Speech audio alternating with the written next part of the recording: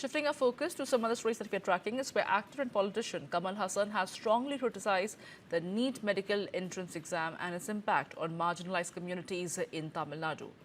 He said that since 2017, this has denied education to many children. Kamal Haasan added that only education has the power to break the chains of dictatorship and Sanatana ideology. The actor's comments come amid continued opposition to the NEET system for medical admissions in Tamil Nadu. Kamal Haasan added that education is not a weapon in this war, it is the chisel that can sculpt the nation.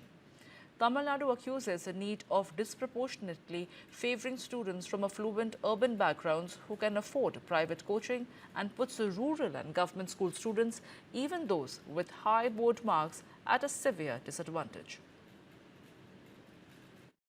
இந்த மேடையில் பார்த்த டாக்டரை அடுத்த வருஷம் பார்க்க முடியாது. அதுக்கு நான் சொல்றது இந்த நீண்ட நதிங்கிறதுக்காக.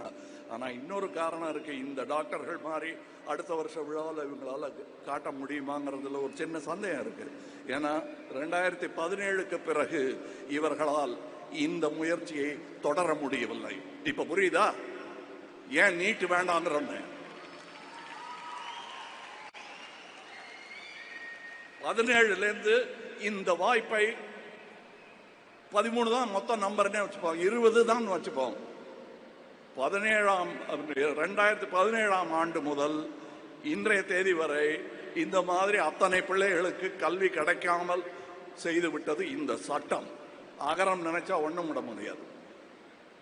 அந்த சட்டத்தை மாற்றி எழுதக்கூடிய பலத்தை தருவது கல்விதான்.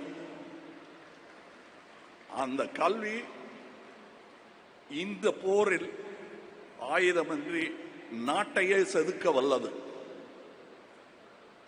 இது சர்வாதிகார சங்கிலிகளை, சனாதன சங்கிலிகளை எல்லாம் நொறுக்கி தள்ளக்கூடிய ஒரே ஆயுதம் இதுதான். இதை தவிர வேற எதையும் கையில் எடுக்காதீங்க.